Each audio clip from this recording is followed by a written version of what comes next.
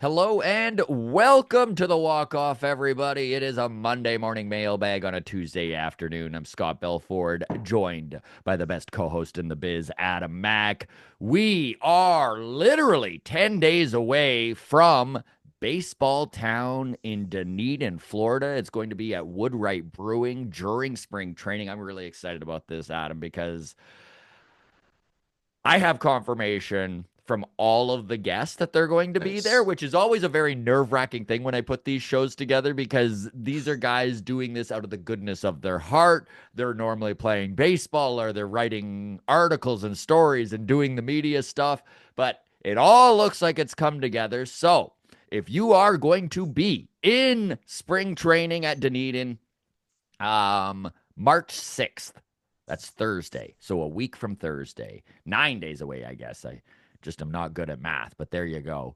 So we have Alan Roden, one of the top prospects on the Blue Jays, joining us, and he could possibly even break camp with this team if there is going to be a young guy who gets that like 26th, 25th man spot. Alan hmm Roden, definitely one of the dudes who's going to do it. We have Riley Terada. His interview is actually up right now on the channel here. Feel free to check that out. This kid came into AAA last year just firing on all cylinders. He plays first, he plays third. He's 25 years old. He's got a pretty decent bat on him. I think he should make his major league debut this year at some point. He is definitely that insular depth.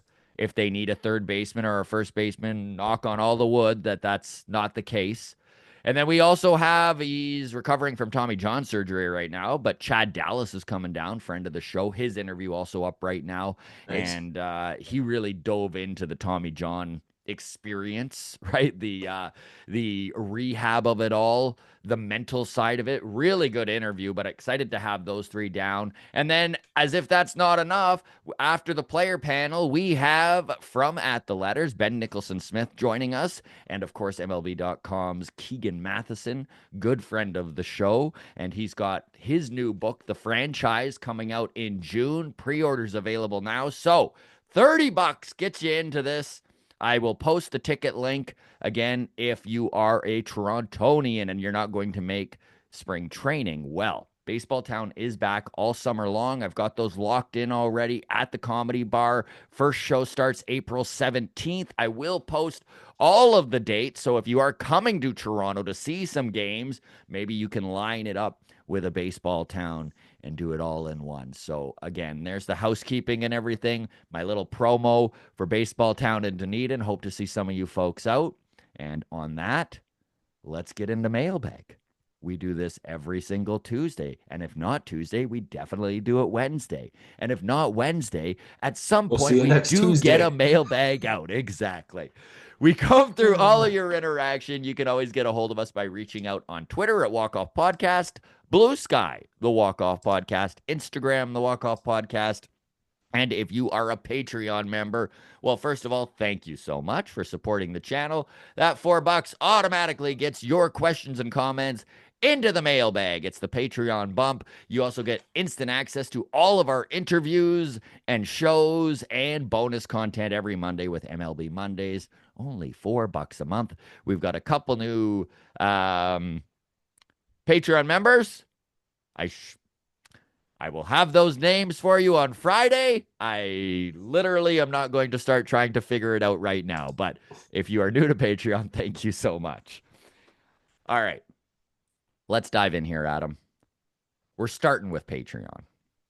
This is from Trevor, and he goes, "What are your guys' thoughts on a Relvis on the big club? Of course, a Relvis Martinez. 40% chase rate against breaking balls in minors. Struggles versus right-handed pitching. A 60 grade power. I see some constant Jays posts on X, Twitter, talking about him raising our ceiling. I guess he does with that power, but he could also be a train wreck and sent down, which would not be good for his confidence or value. I just don't see it working out. Might be better to get a JD Martinez type off free agency scrap heap for a reasonable cheap and let Arolvis mature. We talked about this a little bit on MLB Mondays yesterday. What is your thought on Aurelvis Martinez being used in places where you're putting him in the best scenario to succeed? So, I mean, really, DH is one of those areas because his bat, in a lot of cases, people consider major league ready. His glove is not.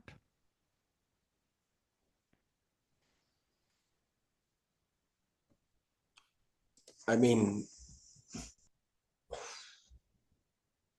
from his maturing standpoint or his development, unfortunately, I think the team has to be selfish and do Yeah. what's best for the team in the short term. And like it's an all in season Mm-hmm. for a lot of reasons, right? Um, with Vlad and Bo pending free agents, providing money is one thing, but also providing like at least a vision that the team can win, can compete. Like all of these are factors. If we miss the playoffs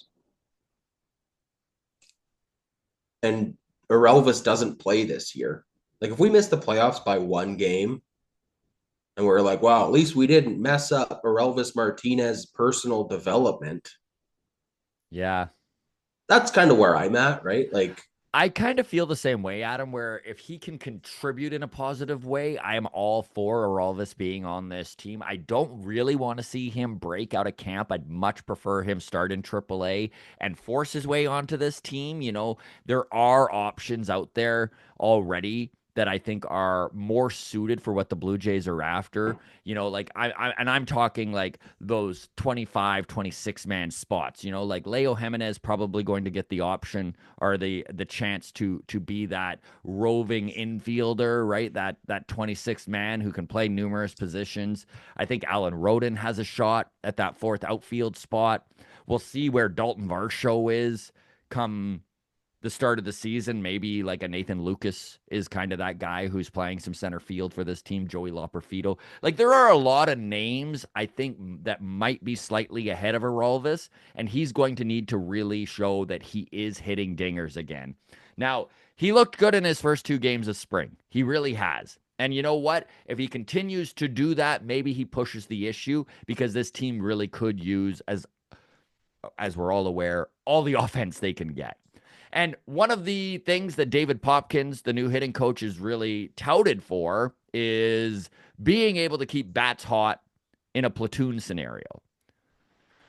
And if he can do that, and you're putting Arelvis in the best places to succeed, and he's mashing left-handed pitching, maybe it's worth having him on the bench, right? And maybe getting into 80 games. I don't know. I would love to hear the grounds crew feeling on this. Like, drop your comments.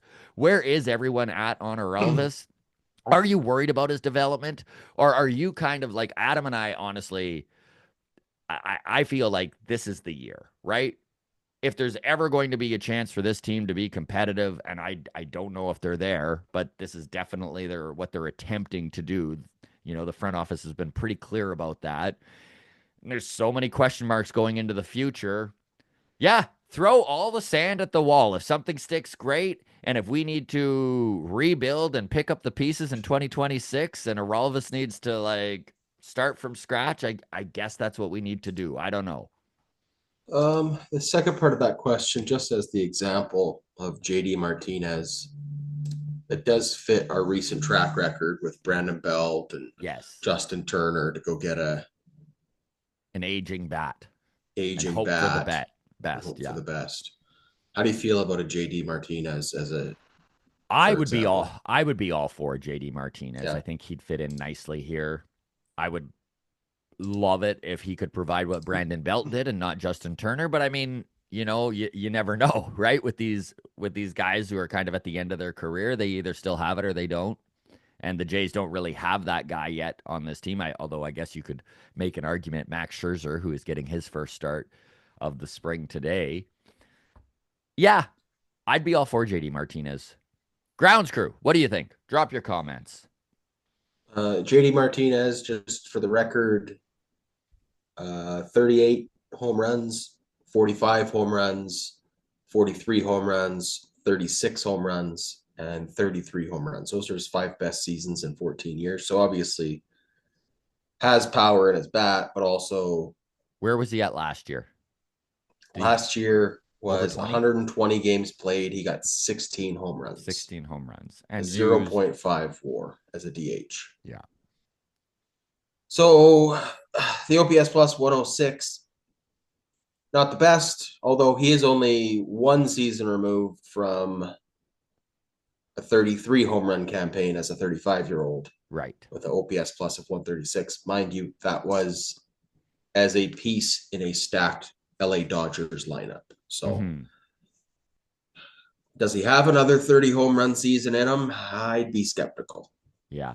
So do I. So do I. I mean, you're hoping to catch lightning in a bottle. And honestly, if you go out and get a JD Martinez, the truth is you hope that maybe he starts hot in April Yeah. and May. And if he does fizzle out, then maybe you can do the old switcheroo with Aralvis. The AAA guy is elevated in Exactly. that meantime. Yeah. Yeah. Yep. Moving on, going to SCTI. This is from our Discord, obviously another Patreon perk. He says, I wonder what app, and this is from our conversation when we were talking about how, yes, this is the most money free agents have made in a year ever, but also the fact that there are still 40% of free agents available on the market right now, sitting February 25th, and that it's a real disparity between that top 1% and everybody else. So that's what CTI is talking about here. He goes, I wonder what average salaries across the years, adjusted for inflation, would look like with the top 1% removed from the equation. Too lazy to do the work in a Agreed. hunting course all weekend, but putting it out to the grounds crew. And I love that this is what's happening because Adam and I normally are the ones that are like, we need your help. We don't know what we're This is doing. great. And now Now we have everyone's getting in substitute on it. teachers assigning homework. This Yes, is phenomenal. exactly. Exactly. It's a So it's a great question. Honestly, now that it's been posed, I am very curious too. I am So very good curious. question. So again, this is Someone else do the work. removing the 1% and just seeing what the 99% looks like over the decades. Mm-hmm. And I would love it if someone did that math. Drop your comment if you are prepared to do that. Message us if you're prepared to do that, and we'll obviously get that information out probably Friday because we'll bump it past the mailbag here. This honestly feels like it would be an interesting YouTube video that I would watch someone more interesting than us do. Yes. Yes. Like Jolly Olive or Baseball Doesn't Exist Yeah. should do this topic. Huh. Anyways, Moving on. This one also from Patreon from Brian Crawford. He goes, question for Brian, mailbag. Yeah. Hey, Brian.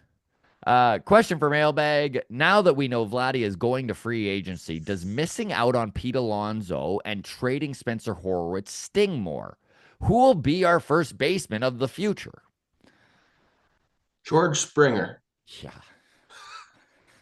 Um, I don't know if it stings more, but it definitely does exacerbate the question marks going into the season, and how uncertain everything is going into 2026. So maybe it does sting a little more. I don't know who the first baseman of the future is. Can Riley Terada take another step forward? Like, this is the thing. Now we're in the area of you're really hoping a 25-year-old Spencer Horwitz is it, right? yeah. There's options out there on free agency too. I know that one guy that gets a lot of space when it's talked about in the media because he's Canadian is Josh Naylor, is obviously Mhm. a first baseman free agent next year. This isn't really in the spirit of the question, so my apologies, Brian. But silver lining is first baseman feels like like a pretty easy, relatively speaking. It's like corner outfielders and first baseman. pretty They're available. replaceable, right? Yeah, they're available. Hard to find a premier catcher that can hit or third baseman that can hit. Like Shortstop, center field, yes. yeah, like I feel like the hole we've had since Matt Chapman left of like, oh, Ernie Clement and maybe Barger, like that hole will probably be vacant longer than the Vladdy first base hole if Yeah, there if becomes there one. is. Yeah. So, but yeah, I don't know. It is was it Horowitz that we got rid of? Yeah, traded him Yeah. to Cleveland for Andre Jimenez. So, And then it's Cleveland flipped him for pitching prospects to the Pirates. And now he broke his hand and isn't starting until May. So bad luck for Spencer, but all the best to him, obviously. He was great for the Jays last year, and I'm rooting for him. indeed.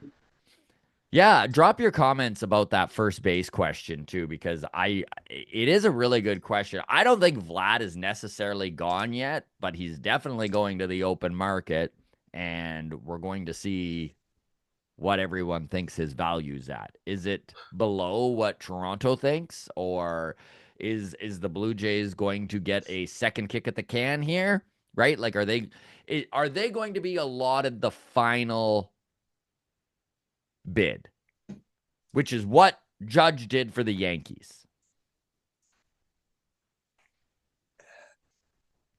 Am I being too hard on Jays fans when I say people that are like, because I'm seeing a lot, like, so on Facebook posts and it's Twitter, it's everywhere, it's in uh, people I play softball with or that have never talked to me about Blue Jays before. I don't know if they know I even do a podcast or they just see I'm wearing a Jays hat and they're like, oh, so Vladdy's gone. Hey, anyways, point being, the people that are outraged in this moment that we failed to get an extension done with Vladdy this week, Mm-hmm. those are very casual Jays fans, right? I don't know. Like, I mean, obviously the hardcore fans, there's disappointment. I don't begrudge the disappointment, right? Like I'm but disappointed. 90% of the disappointment has to have already come and gone. Like Yes. we were already on a scale of 0 to 10, we were already on like a one going into this week, right? Like, okay, this confirms that, yeah, we were disappointed for a good reason and it's a bummer, but like, Mm-hmm. I don't know. It just feels like maybe I'm too full on my own opinion No, here, but that we I were when we didn't sign him before, it just felt like it did feel inevitable, and I guess it depends on how optimistic you were that they were going to get it done as to the extent to your disappointment, right? Like I I really had a hard time buying in that Vlad was going to be signed.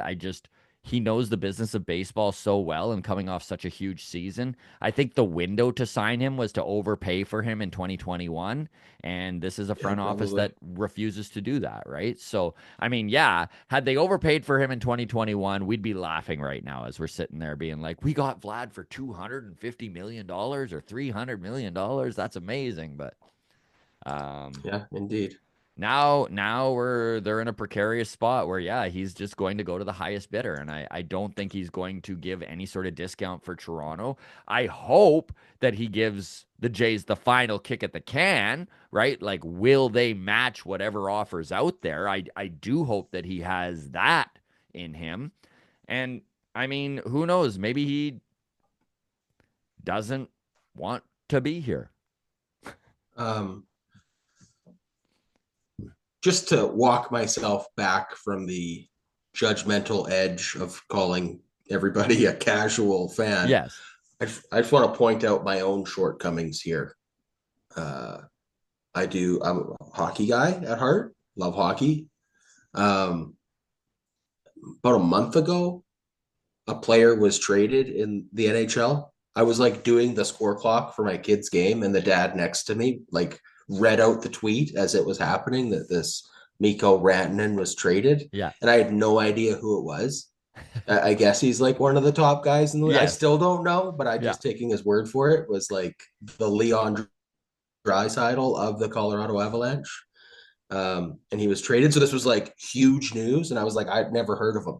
And just in that moment to feel the judgment from him of like, check your man card kind of thing, right? Yeah. And I was like, yeah, but do you know who Alan Roden is? You know, like, Yeah. sorry, I barely know all of the Oilers, Yes. right? So I don't have enough brain capacity to know anybody that's not an Oiler or one of the 120 minor league players with the Blue Jays, right? Like that, Yeah. I've used up all my brain capacity on learning who Chad Dallas is and getting to know, Yes. this sort of thing. So I casual right here too. Okay, I'm not. I actually like I totally get the disappointment. The one thing I am a little Also, nothing surprised. wrong with being a casual fan. Yes. The one thing I am a little surprised about is the anger towards Vlad because there is some people that are like really and you know what? I do get that as well, but like I it just felt like so inevitable. You know, like this guy has always been about the business. So, Yeah, yeah, it is. It's always funny. Like, I mean, we talked a couple questions ago about um, curiosity for what league salaries look like if you take out the top 1%, right? And the top 1% kind of does get skewered as like, oh, top 1% or whatever it is, right? Like, so like in that same vein, Vladdy will get criticism now for being yes, like a top selfish. one Oh, percenter. he gets to play baseball. He should just do it for free. He has the best job in the world. It's like he's greedy for wanting $40 million a year, but Rogers isn't greedy for Yeah. making $1 trillion and not wanting to give an extra couple million. Like, you know what I Yeah. mean? No, It no, is for just sure. funny when it's millionaires versus billionaires, Yes. and people are like, "Yeah, fuck this guy." So I don't know. It is hilarious to me, man. I do Like, feel for Vladdy. I mean, I don't. How could you expect him to play for $300 million over 12 years? That you know what is the just tax rate is on that? Like, come on. unacceptable. After Yeah. taxes, jeez, Louise. Sticking with Patreon here. This is from Mish. She is commenting on our Vladdy talk from last week. She goes, Freddie Freeman has played first base for 12 seasons with the Atlanta Braves and 6 seasons with the Los Angeles Dodgers. Why is Vladdy 3 years away from DH? Okay, hold on. Before we go any further on this, has he been with the Dodgers for 6 seasons? I my guess is that she's talking his contract. I think he's Okay, I only was been gonna there for say I think he's only been there for 3 years now. time Yeah. flies, but I wasn't ready to accept No, that we were he's been doing with the the Dodgers podcast for when six because we years. wanted Freeman Right, when he was right. out there. Okay. Yeah. No, no, no. Oh, by the way, this is a total tangent. I apologize. This will be a short one. I was driving home from Edo yesterday with my kid, and we were behind a bus that said like, "Now's the time, like register your kids for kindergarten," kind of thing, right? And then they slapped the new birth year sticker on the bus. And it was like, "Was your child born in 2020, Scott? COVID babies are school age Are going to like this school. year." Holy That's crap. that blew my mind. Yes. I texted my wife and she didn't text back, and I was angry about it. That Hmm. she wasn't freaking out. As I think that's shocking. That Oh, COVID was 5 years ago. dude, it's still too much for me to take to realize that 20-year-olds were born in 2005. I can't wrap my head I around it. I It's was too driving much.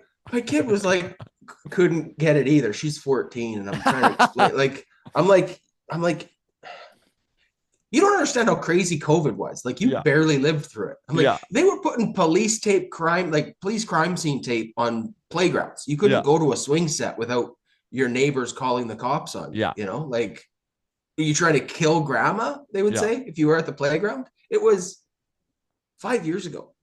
So That's wild. how is it so fuck time flies by. Anyway, sorry. Back to Misha's question here. Yes. So basically, to answer Misha's question, I think it is based a lot around speculation on how his body will age. I know that he is a bigger frame dude, and there are past examples of big frame men not standing up to the rigors of 162 games well into their 30s. And there's also examples, I mean, David Ortiz, right? There's examples of the exception, and you can't really project or know for sure. Everybody's different. Vladdy has never been an injury prone dude. In fact, he tends to play anywhere between 150 plus games a year. I'll let Adam take a few moments here to pull it up, but I'd love to hear the fewest games that he's played since getting brought up in 2019. He's been incredibly durable. Now, does Father Time catch up to everybody? Yes, it does. And where does that line in the sand all of a sudden appear? We don't know. So it's all a guess. So I think a lot of the speculation around Vladdy being a DH and paying him for, moderate defense at first base just comes from people looking at guys like Prince Fielder and being like, oh God, imagine if we pay Vladdy all this money and then at 30, he's retiring. I don't know. Um, the last 4 seasons, 161, 160, 156, 159. Now, 5 years ago, he did only play 60 games. Right. Not sure why, COVID but was weird, it man. was a weird time, brother. Get your Um, kindergartners in school. Here we go. right, right. Um, yeah, okay. Let me read you some other numbers though. Um, so this is going to skip a rookie campaign, but 157, 158, 159, 162, 161, 162, 162, 162. That was ages 22 through 29 of Prince Fielder, Ooh. who hit 50 home runs, 30 home runs, 34, 46, 38, 32. You get my point. The final 3 seasons of his career, 42 games played. Then he moved to DH full time, played 158 games. And then as a DH in his final year, 89 games. That was ages 30, 31, and 32. Big framed first baseman. Yeah. Yeah, I mean, No, again, this is 100% speculation. But to totally. answer the question of why is this getting any sort of air, it is because of his frame, I think. Um, yeah, I think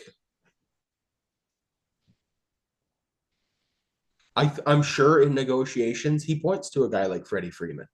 And Yeah, then I'm sure Ross Atkins points to Prince Fielder as yeah. a counterpoint, right? Like, and then he probably points at his own resume and says, yeah, but I haven't shown you any reason to doubt me. And And that, that's true. yeah. But I don't know. It is I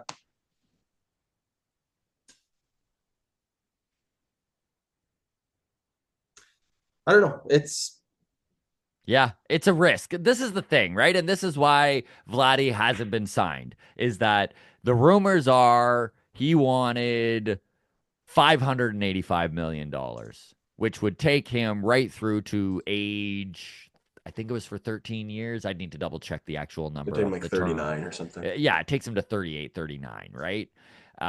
So for sure he's DHing for the last 4 years of that contract. I mean, it would be really shocking to see him get any sort of reps at first base 35 plus. But, does his bat hold up till 39?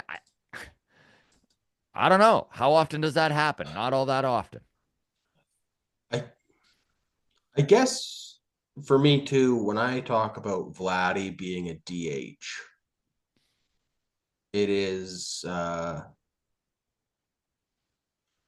not even like that I think he can't play first, right? But when you look at like George Springer, Mhm. for example, right? You just get to a point where the the reason you're paying Vlad is for his swing. You're not paying him to be Matt Chapman. Like you're sure he has a gold glove, but you're not expecting Vlad to be like a defensive wizard that's whatever. You're paying him for his bat. And once he's 31 and You dives hope. for a ball down the line weird or something, or gets his ankle stepped on at first base, and then you just start going, okay, maybe we got to protect him from himself, right? Like, is And it that's worth it? that's where a lot of Right? guys turn into DHs, right? I And mean, it's Shohei Ohtani, yeah, man. yeah. Like, I know he's thrown off a mound right now, but I've said it since he signed the contract. They're going to pitch him in spot opportunities this year because they need it for the Optics. memorabilia, the bobbleheads, Yep. the posters, everything. We gave this guy so much money to be this unicorn. It doesn't count that he was a unicorn for someone else. He's got to be the unicorn for us. So he absolutely will pitch for the Dodgers. But at some point you go, we already got fucking 14 Cy Youngs between these other five guys. Yeah. Do we need a sixth guy, Do or we can need he to just risk mash for do us? we need to risk Shohei's bat to watch him pitch after a second Tommy John? And again, I'm with you, Adam. I Right. really do think you're right. I think 2025 we are going to see Shohei on that mound every sixth day, right? Which is what Yeah. he's always been in a 6-man rotation. Maybe we see it again in 2026. I don't think there's a lot of rope there for him because you do not wish to endanger that contract and his hitting. And that Mm-hmm. for that reason is the same reason why if Vladdy were to get a mega contract, you might see him move to DH in his early 30s just to try and preserve his health and his hitting. But you never know. Moving on. Hold This one on is before we do. we have so much Vladdy stuff, buddy. Fine. I was just going to point to Bryce Harper being a 32 Yes. year old who's also in that range of like they're having the conversation about him Yes. becoming a full time DH at this point. Yes. He's Yes. 32. Yes. He's not even a big body, No. So so it's the age more than anything. Is kudos to Freddie Freeman for being yeah. able to do it, and I think that's more of a unicorn than something to point to as a proof it can be possible. Yes. Anyways, that's all I'll say. But good question. Great question. Going to Blue Sky. This is from Toronto Jeff. He writes in, "Hey boys, how good do the Jays have to be at the deadline to not trade Vladdy?" I love this question and would love to hear what everyone's thoughts on this is. I know that there's going to be a lot of varying opinions on what the high water or low water mark is for this front office to actually consider moving their stud expiring contracts. We're talking Vladdy, we're talking Bo, we're talking, I mean, obviously Scherzer and Bassett, and the list goes on and on. There are quite a few options here that are within a year, maybe two, of free agency. And the trade deadline, if this team isn't good, could be a fire sale. So, where are you at, Adam? What do you think? Because personally, it kind of freaks me out, this question, because I worry that this team, if they're, let's say, 50-50 at the deadline, I don't think they're selling off. I think if they are above 500, this team is going to continue to push for that third wild card. They watched the Detroit Tigers do what they did last year. They know that this is sort of the last kick at the can without anything giving, right? Like obviously extensions and stuff like that would change this perception. But right now, it feels like this is a do or die year. And if that's the case, then maybe you hang on to your assets if it's a murky area, right? If they're in that like a couple games above 500. Do you think, Adam, that this front office has the intestinal fortitude to move these guys if this team is a fringe 500 team, but doesn't really look like they're going to hit that 88 wins needed to be the third wild card? No. Yeah. I don't think so. I mean, first part of that question is how, in my opinion, how good do we have to be to not trade him? Yeah. I would say we have to be in a wild card spot and feel pretty good about it. Like Okay. I don't want to say You're more optimistic than me. I like that. I just don't think that they're going to move him unless they are really out of it. no. I don't think they'll move him regardless. I think we could be the Chicago White Sox next year. I don't think we're going to move him. Really? I just mean no, I don't think so. I don't think so. Well, I also don't think we'll be the Chicago Yeah. White Well, no, Sox.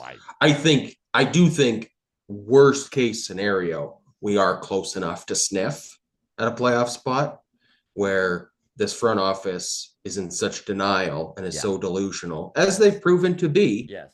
that they'll go, yeah, but we're only one hot streak away. If we could just rattle off 27 straight wins. Yeah. Remember Moneyball? I was in that movie, right? They'll say that. They'll say that. Yeah. So I don't know. Yeah, Okay, it's then we're both on the same page, Adam, because that's basically what I was saying, right? Like, like yeah, if they're a 500 team, which isn't good they enough, should, but they won't. but they won't. Exactly. Um, Um, do you think Grounds crew, trading? drop Do your you think comments. trading Vlad? Do you think there's a way to trade and still sign Vlad? I don't think there is with Bo, but with Vlad, I don't know, dude. Like that's the only reason why I can see them maybe keeping Vlad if they're like 5 games below 500 going into the trade deadline, right? And all the writings on the wall that they obviously should move him. Unless they're completely blown away by the offer, which is not impossible, right? Like Vlad would be a huge add to a contending team. Like mm-hmm. think about Vladimir Guerrero Jr. being added to the Boston Red Sox Ugh, if they're in the third wild card at the trade yeah, deadline. I mean, my God, that's yeah. disgusting to think about, but would be incredible for the Sox. Um, Yeah, I don't think we do a division rival as a trade and hope to sign, but I see what you're saying. But more likely a Padres or a yeah, Dodgers or a Mets or even a Cubs or yeah, something, right? yeah. Could be pesky at the deadline and whatever. Um, I don't know. Because I keep going back and forth on this. I think it's such an interesting dilemma because on the one hand, giving him a taste of what else is out there does give you kind of an upset stomach, Hmm. right? You'd like to have the confidence that, hey, what we have is the best. Of course he'll come back, right? But that's probably pretty naive to have that opinion. But I really think, man, if he wants to win and you're going to give him the money anyways, and you're going to say, hey, we'll give you the 585 or whatever. And look, now we have a 11th ranked farm system Yeah. instead of a 25th ranked farm system because of the 4 top 10 prospects we got for you or And you whatever it know is. what? If Vladdy is just going to go to the highest bidder, which is very possible, then maybe you can still be that guy, right? Like maybe you can still be that organization. Moving on to Twitter. Gerard wrote in and DM'd us. He goes, "Hey boys, love the pod." Thank you, Gerard. He goes, "Scott, your John Olerud poster on the wall is such a classic." Right behind me here. Um, Johnny O had one of the best quiet careers ever, in my opinion. Probably should be in the Hall of Fame. Reminds me of Ron Francis in hockey. Great reference there, by the way. Mm-hmm. Uh, Take a look at his stats and then take a look at a Chiros. I'm not saying John Olerud is a Chiro Suzuki by any means, but the numbers are far closer than anyone would imagine. I did not know this until I looked it up. So here is just an overall view of the career numbers for Ichiro Suzuki. Wins above replacement, 60 war. At bats, 9,934. Hits, 3,089. Home runs, 117. And a batting average of 311. John Olerud wins above replacement, 58.2. At bats, 7,592. Hits, 2,239. 255 home runs, and a batting average of 295. Johnny O getting it done. I don't know if he's quite a Hall of Famer, but my God, those are some really impressive numbers. And when you see He's that WAR and those hits next to one of the greatest to ever do it, and they're in the same universe. Again, mhm, I'm with Gerard that obviously they are not the same guy, but the fact that you can even in the same breath mention John Olerud and back it up with those stats, pretty darn cool. So thanks for mhm. reaching out, Gerard. Fun little fact that I did not know about. Maria DM'd us. Hey, Scott and Adam, I just found the walk off this offseason, and I gotta say, I really love how much you guys concentrate on the minor leaguers. You keep bringing these guys. Yeah, I don't know. You keep bringing these guys on for interviews I've never heard of and find out they are in AAA and close to being in the big leagues. Laughing emoji. Keep up the great work. Love hearing from the baby Blue Jays. So, yeah, All thanks, right, Maria. there you Glad go. you enjoy. Welcome to the Walk Off Grounds crew. All right, folks, getting to YouTube. Here we are. This is from Christopher Oliver, commented on our Riley Terada video. So, I mean, Maria just mentioned the minor leaguers that we've had on the podcast. Riley Terada, of course, one of those, AAA first baseman and third baseman. And he's even going to be at Baseball Town in Dunedin March 6th. Christopher goes, as a Bison season ticket holder, I was able to see Terada's performance firsthand. This kid is a player and a gamer. As you know, he had a very fine season last year. Scott, I hope you have a chance to return to Buffalo this season. It would be great to talk Blue Jays, Bisons baseball with you. Yeah, agreed, Christopher. I'm going to probably be there. I was hoping to go cover some stuff in April, but my April's so busy. It looks like probably early May. But definitely, if anyone in Buffalo sees me around Salem Field, please stop and say hello. I'm such a nerd. I would love to talk baseball with you. So, yeah, say hello if I'm around. Christopher, thank you for reaching out. This one is from Boom Must Die. He goes, mailbag question. If the season goes poorly and the team decides to trade expiring contracts, where do you see guys like Vladdy, Bo, and Bassett? I see the Tigers as being strong candidates for them. Well, contenders for sure. Um, Yeah, First of it's all, too. for this to happen, and we just talked about this, Adam, Mhm. they need to be so out of it. I do think that they will sell a bunch off if they are, let's say, 10 games under 500 and are just out of it. I don't know if they would move Vladdy. We'll see. But if they are going to move a Bo, well, I mean, the Dodgers could be a candidate. There's definitely a spot at shortstop that they could maneuver around. I know they just brought in Kim out of South Korea there, but you know, adding a bat like Bo Bichette, if he's tearing it up at the deadline, is always something you could see the Dodgers doing. I think that the Padres is a possibility. There's going to be a lot of teams that are a possibility that maybe you wouldn't think of, right? Like, let's say the Diamondbacks or a team that maybe doesn't have the financial flexibility of some of these big teams like the Dodgers, but are still going to be competitive and have a good farm system. So I think that that's probably the more likely route for some of these big names like Vladdy and Bo. We'll see. You could potentially, I mean, if we're going down that road, see a team like the Pirates or somebody, right? The Who Reds. Yeah. the Reds, who yeah, are like a young team, the The Royals, right? Like Royals. a Yeah. team on the A climb central team. who is on the way up, doesn't want to commit 700 million to somebody, but sees an opportunity here to get a superstar that could, like when the Raptors got Kawhi Leonard, right? Yeah. Where it's like, hey, we're gonna do this all in move for this one. Not even all in, and like you'd still have Bobby Witt Jr. You're not Yeah. getting rid of him for it or whatever. But like you could seriously deplete AAA and tell the Blue Jays to like, hey, keep a big chunk of that salary and we'll, throw in another top 10 guy kind And of thing, right? that is a really good point with Vladdy, who is making $30 million this year out of arbitration. So it is going to be interesting to see. Maybe the Blue Jays do just eat a bunch of that contract and get as many high end prospects as possible.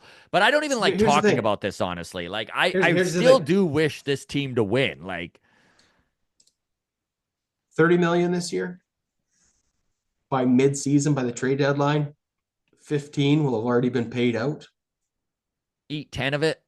Eat 10 of it. So the Pirates, the Padres, not the Padres, but one of those smaller What? teams, the Yeah. Reds, they're only on the hook for $5 million, and they get Vladdy for a playoff run. Yeah. That's a pill that's small enough to swallow, I think. So Okay. This one is from Official Boxing Gods Inc. This is buckle up, everyone. This is not the most positive comment. So, but he does make some points here. So, okay. this is about Vladdy. He goes inconsistent, out of shape, not a leader, not a playoff performer, not a premium position player, terrible base runner, and above all, he is not a generational player. He's not. Great story that he's Canadian, but he's not worth north of 400 million. And if he can get that on the open market, more power to him. So I'm going to push back a little on some of this, and some of this he is Okay. correct. Inconsistent, yeah, I guess you could spin he is inconsistent. I mean, his 2023 definitely was not what we would have liked to have seen. He only had 26 dingers that year. That was one of his most down years since his debut in 2019. Out of shape, I don't really think he's out of shape anymore. He was in his youth, Yeah. absolutely. And I think that was the big reason why they moved him from third base to first base was as a punishment, or at least that's what Vladdy said in the interview he did in the Dominican Republic this offseason. Uh not a leader. This is honestly the one that kind of rubbed me the wrong way because there is an argument for inconsistent and out of shape, and I totally get it. Not a leader. Personally, and this is just my opinion, if you're expecting your up and coming superstar to be the leader of the clubhouse in his early 20s, I personally think as an organization that you are truly fucking up. And that is just my opinion. I'm not saying that Vladdy couldn't have been a better leader, but I really don't think putting the clubhouse needs on this 23-year-old is the way to go about it. And I think that experience breeds leadership. Being put in situations that expands what you know about the game gives you the tools needed to be a leader later on in your career. Yeah, I agree with that. Not a playoff performer, touche.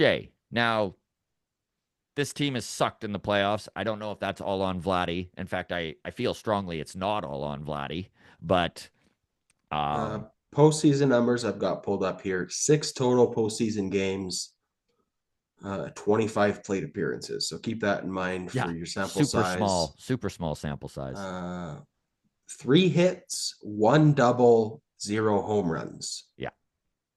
a 136 batting average, a slugging of 182, OPS And of 422. that's 6 games worth of at bats Yeah, Aaron Judge has had sample sizes that look that bad.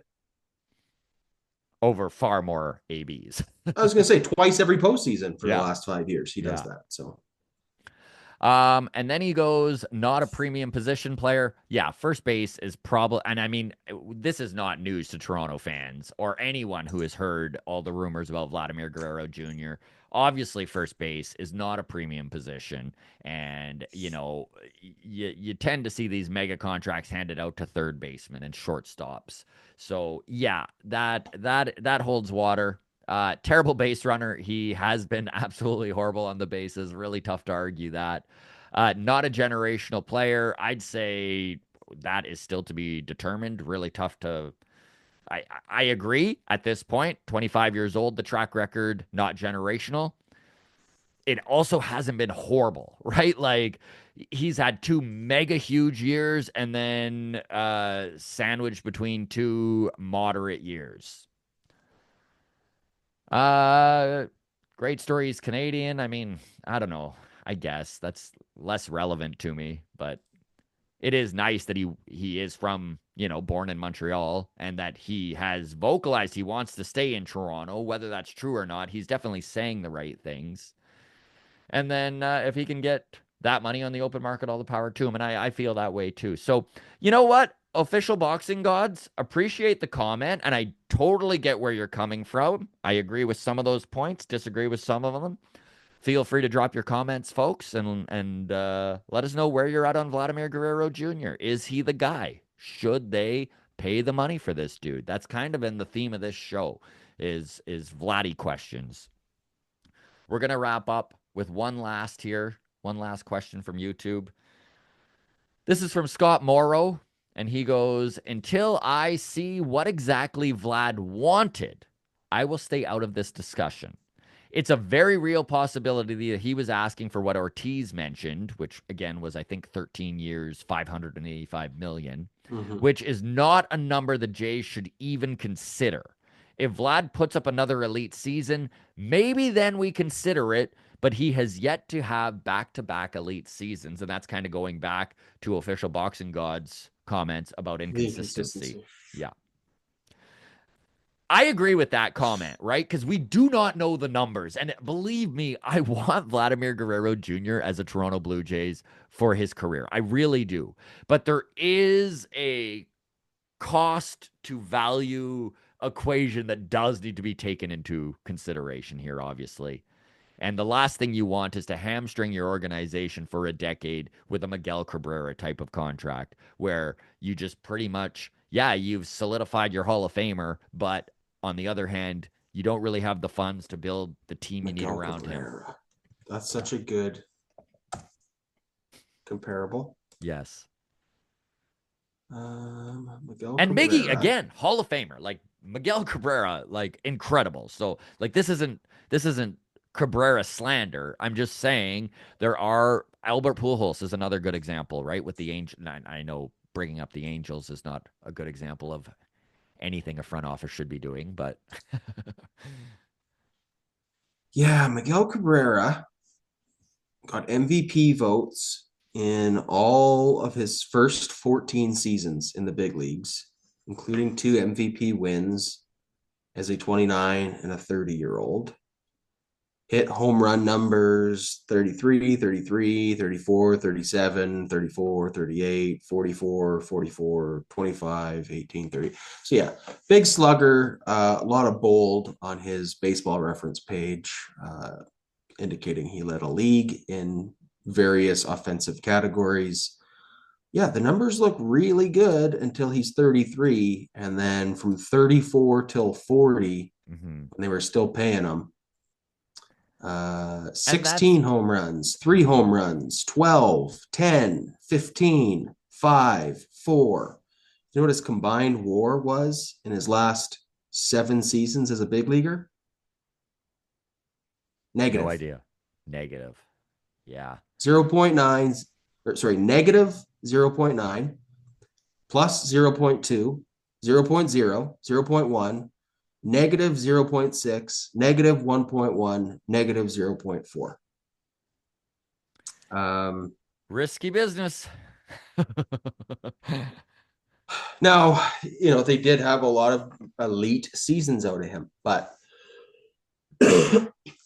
seven Seven very pretty ugly ugly years. seasons at the end where all you're really hanging your hat on is bobblehead sales Yeah. and jerseys, like that's the reality, man. That is the So reality. And you know what, I Adam? If it brings us a World Series, I totally can reconcile with that. flags fly forever. I get it. Flags fly forever, but talk about a risky move. And I think this is why the front office and Vladdy's at an impasse.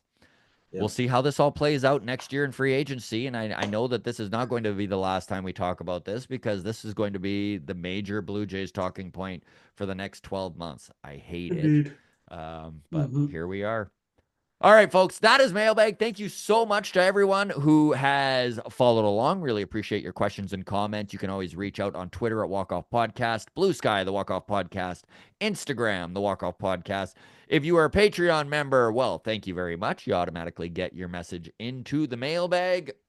Just a reminder, March 6th, Riley Terada, Alan Roden, and Chad Dallas, as well as Ben Nicholson Smith and Keegan Matheson, are on Baseball Town at Woodwright Brewing in Dunedin. Tickets for that, I will put the link up in the comment section here, or you can go to Woodwright Brewing's website and get it there. Also, Friday's show, we may have Mitch Bannon on. We'll see where it goes from there. If not, we will have him next week. All the best to Very all cool. of you. Thanks so much for following along. Hit subscribe and like if you haven't. Cheers.